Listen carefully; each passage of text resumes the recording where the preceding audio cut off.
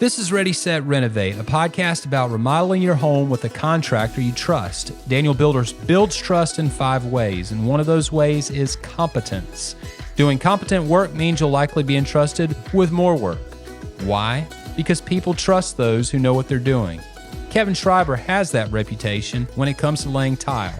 He's an expert and a true artisan in his field, and Kevin began honing his trade decades ago. His level of competence when it comes to laying tile has made many a homeowner thrilled with their bathrooms and backsplashes. So let's get to it. Well, Daniel Builders, we're privileged to work with some incredible craftsmen from everything from cabinetry to tile. And they're the guys that have the expertise. They're the guys that come into our projects and apply their skill and make our projects look really good. And on this particular episode, I'm privileged to have Kevin Schreiber joining me for this conversation. Kevin is a tile guru, if I might say so myself. Thank you. We have some beautiful pictures of Kevin's work, and through this episode, we'll bring them up. But you've helped make some of our projects look spectacular. And we're really grateful for the expertise you bring to the table when it comes to design, build, renovation that we produce here at Daniel Builders. And so I just wanted to pick your brain a little bit, Kevin. Tell us about how you got into tile laying. Was that something that was like a love at first sight kind of deal, or was it? I've been doing this for a long time, and back then you kind of followed your parents, I guess. My father was a roofer. So summer breaks, that's what I did at school. And then his brother-in-law was a tile installer, and he needed some help. So I helped him, and that was a whole lot better than roofing. Here I am. So you knew it was better than roofing, and that was an appeal, right? That's that exactly was something right. you wanted to do. That's exactly right. Interesting. And I enjoy it. So, and I always did. So How long ago was that? 40 years. 40 years worth of tile laying. So Yeah. you are a Picasso when it try. comes. You have developed an expertise. How do you stay at a high level when it comes to producing, beautiful kitchen backsplashes or beautiful bathrooms? How are you most critical of yourself and like trying to ensure that you're staying at that high level of producing? Definitely say most critical of myself. I can pick things out of my own work all the time and look back and say how I would do things different. Experience. Experience helps. And the only way to get experience is to do it and working every day. Yeah. This is what I do. This is all So I to do. get to that level, I'm sure through the years, you learned some hard lessons too, right? Absolutely. Absolutely. Nice. Absolutely. Yeah. There's so many different materials out there in everything. And now more than ever, the newer stuff that's coming out and ways to set it for me to work around. Yeah, I've kept up. I've done some Sluter courses. I try to pay attention. If I have an issue, I'll ask the local tile shops. Yeah. They're knowledgeable. They know what their products are, and So that's a big part of it, keeping up with the new trends and what's coming out and the new products and everything. yeah, and working with a lot of the older stuff, the natural stones and Some of the more tried and true. right, and just knowing it, what how to set it up when you see it, where to start, and of course layout is always crucial, most important. Now, you said you were critical of your own work, which a true expert often is. Their own flaws stand out. When you're evaluating somebody else's tile work, tell us some of the flaws that tend to just kind of grate on you, like, oh man, they could have did this different. Most important is layout, centering things but then finish it, the actual finished product, straight lines, which is simple enough, draw a lot of lines, Finishing edges. Guys think they can just cut them and stick them, whereas you're supposed to dress the edges of the tile, make it clean, like it looks like an actual piece of tile. So before you actually lay it, you're working on that piece of tile. Right. Each piece, even the ones you're not cutting, has to land in the right spot, has to work with everything around it. Yeah. Whether it's shaded or it's got a vein or it's just got some movement to it. Sure. So yeah, I focus on every piece. Yeah. When it comes to projects, what would you say is the most difficult tile laying project to do or that you've done? Well, now I would say the difficult for most people would be things like penny rounds because they're so thin.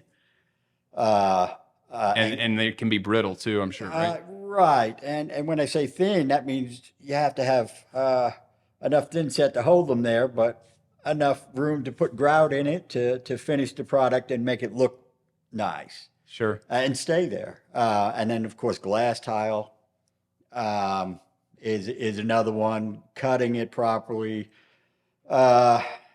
just setting it properly, filling everything and making it right. As far as tile distributors or tile vendors, do you see a lot of them? Are you working with a lot of tile that's coming in from overseas, or are you working with a lot that's there's a lot of overseas. I think that's the nature of tile. But there are some companies right here in the U.S. that do.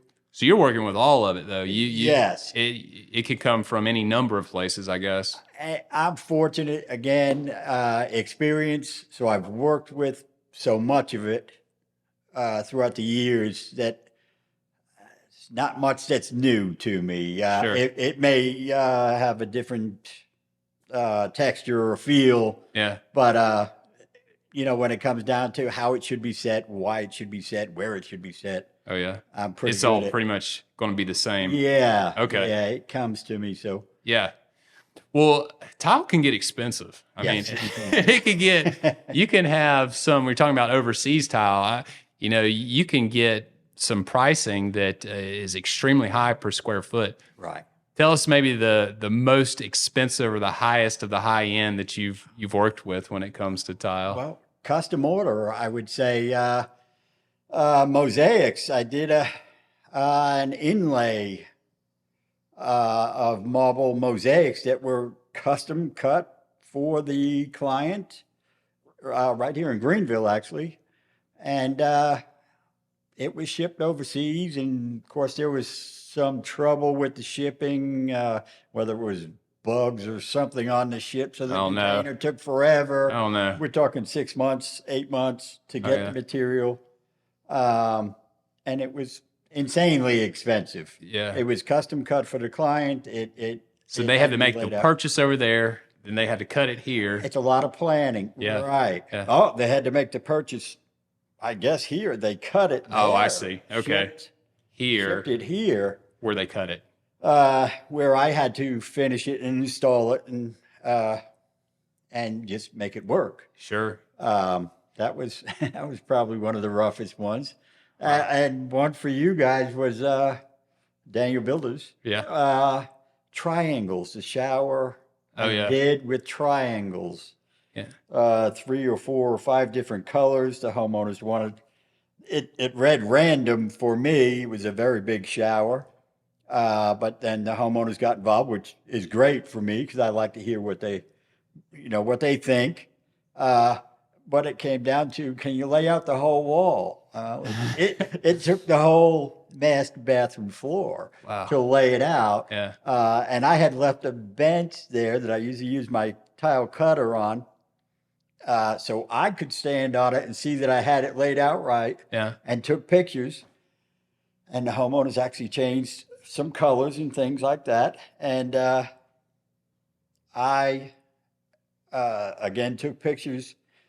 And then when we were doing the project, they said, "Oh, you better not get one wrong," because the designer and my wife were were here, laying out the colors, and I said, I took pictures. Nice. I stood on that table. Yeah, and you took were pictures. prepared. Yeah. Yeah. That's pretty good. Yeah. Well, speaking of that, how do you keep from having too much waste or having too little tile? I mean, there's a real science to that, right? That is a tough one because everything is different. You get the tiles are coming out. They're so big nowadays, from 1 foot to 2 foot size pieces to 24 by 48. Recently 16 by 48, and That is big. Yeah, you can't say I have a 120 square foot shower, so that means I need X amount of pieces and add 10%, because, well, if I break one piece or make a cut, just a nick, I don't want to use that piece. I'm using pieces of it somewhere else, Sure. but I'm losing a lot. And That whole piece is gone. there's a lot of waste. Yeah. Right. And mosaics, the same thing. Mosaics being, tile on a sheet where there's a lot of little pieces. You need more for that, because you don't want to end up laying individual pieces. Oh, yeah. You cannot do be that too as tedious. well as they put it on the sheet. That makes sense. And get it smooth and flat and finished and Yeah. right. So those, as far as shortage, well, again, look at a room, a small room with 2 windows in it and a door and a closet. Every tile is cut except for 3. So 10% is not going to do it. Yeah. For waste, you need to think about those things. Yeah. There's a lot of planning that goes into to tile Yeah. laying. What would you, as far as guys who want to get into that trade, younger guys, you have a wealth of knowledge after 40 years in the trade. Mm-hmm. How would you, if you could advise or coach anybody that wants to develop their tile laying skill set, what are some ways they can do that? I think just like anything, let me see, be consistent. Sure. Do it every day. Of course, take whatever classes, or nowadays you have Everything YouTube. Yeah. YouTube is a teacher of so many people. It is. But nowadays everybody wants to be in construction, as far as a tradesman, and they think they can watch YouTube and all of a sudden they are They got the 40 years experience, right? Right. They got Not the so 40 much. years Yeah. experience. Not so much. I think you have to work for a company that has done it, and really there should be a period of time that you have to do this before you can say, hey, I'm a tile guy. Is there certifications that are legitimate in There the are industry? certifications that are legitimate. Tile Council of North America. Not many people do it, and they do it right here in South Carolina, in Anderson. Interesting. Wow. But for the most part, just like being a cabinet guy or a framer, you just get out there and do it. Yeah, that's where you learn, right? That's where you learn. That's right. That's right. And sometimes those lessons are through the mistakes that you make and having to redo something, right? That's right. But working with good companies or good people around you,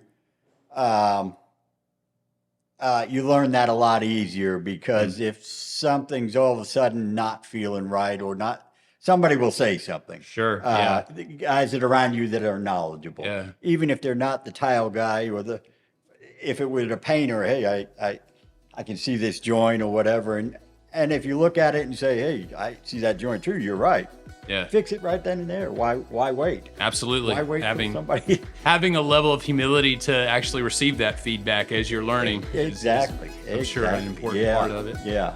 Well, Kevin, I really appreciate you being on with us today. Obviously, the knowledge that you have in this area is quite extensive, and the product of what you do is out there. Through this podcast, you've seen some of the pictures of it. Just want to say thank you, and thank you guys for listening in today. Until next time. We're delighted you tuned in for today's episode of Ready, Set, Renovate, your guide design build resource. Are you ready for your home to undergo a transformation? We'd love to talk to you about it. Visit us at danielbuilders.com and tell us about the home renovation you envision. In the meantime, subscribe to Ready, Set, Renovate, and we'll keep the renovation inspiration coming.